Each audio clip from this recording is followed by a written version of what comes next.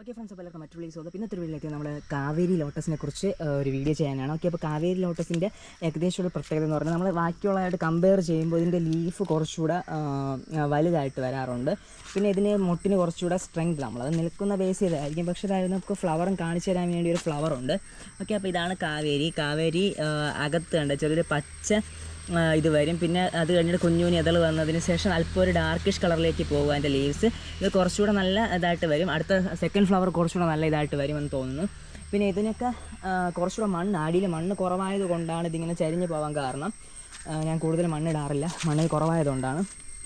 Okay, അപ്പോൾ ഇത് കാവേരി മേടിക്കാൻ താല്പര്യമുള്ളവർ കോൺടാക്ട് ചെയ്യുക. എൻ്റെ കയ്യിൽ ഇടയ്ക്ക് കാവേരി പോട്ടിൽ എടുത്തുകൊണ്ട് ഒരു 4-5 പേര് പോയിട്ടുണ്ട്, എന്ന് പറഞ്ഞാൽ സെയിലായിട്ട് പോയിട്ടുണ്ട്. വന്ന് എടുത്തുകൊണ്ട് പോയിട്ടുള്ളത് കൂടുതൽ കാവേരിയാണ്. കാരണം വന്ന് കാണുമ്പോൾ അവർക്ക് കാവേരി ഒരു പ്രത്യേക ഒരു ഇഷ്ടം തോന്നി കാവേരി പോയിട്ടുണ്ട് കുറേ പ്രാവശ്യം. പിന്നെ ഈ കാവേരി ലോട്ടസിൽ ഏകദേശം ഉള്ളതിൽ മെയിനുണ്ടാകുന്ന പ്രശ്നമാണ് ഇതിലുണ്ടാകുന്ന പുഴുക്കൾ വരാറുണ്ട്. ഓക്കെ, അപ്പോൾ പുഴു വരുമ്പോൾ നമ്മൾ ചെയ്യേണ്ട കാര്യം, നമുക്ക് നമ്മുടെ ഫെർട്ടിലൈസർ ഷോപ്പിൽ നമുക്ക് പെസ്റ്റിസൈഡ്സ് കിട്ടും. എന്തിൻ്റെ പെസ്റ്റിസൈഡ്സ് എന്ന് പറഞ്ഞാൽ നമുക്ക് പുഴുക്കൾ മാറാനുള്ള പെസ്റ്റിസൈഡ്സ്, അത് നമ്മൾ അടിച്ചു കഴിഞ്ഞാൽ തന്നെ അത് മാറി കിട്ടും. ഓക്കെ, അപ്പോൾ അതാണ് കാവേരിയെക്കുറിച്ചുള്ള കാര്യങ്ങൾ. കാവേരിയുടെ ഫ്ലവർ കണ്ടല്ലോ, കാവേരി സെയിലിനുണ്ട്. അപ്പോൾ സെയിലിനുള്ളതിൽ നമ്മൾ കോൺടാക്ട് ചെയ്യുന്ന നമ്പർ 9800 നിങ്ങളുടെ കയ്യിൽ കാവേരി ഇങ്ങനെ തന്നെ പ്ലാൻസ് ഉണ്ടെങ്കിൽ അത് പൂക്കുന്നില്ലെങ്കിൽ ചെയ്യാനുള്ളത് നമുക്ക് 19 എന്ന് പറഞ്ഞാൽ ഫ്ലവറിങ് ഹോർമോൺ അല്ല ഫ്ലവറിങ് ഫെർട്ടിലൈസർ നമ്മൾ ആഡ് ചെയ്യുക.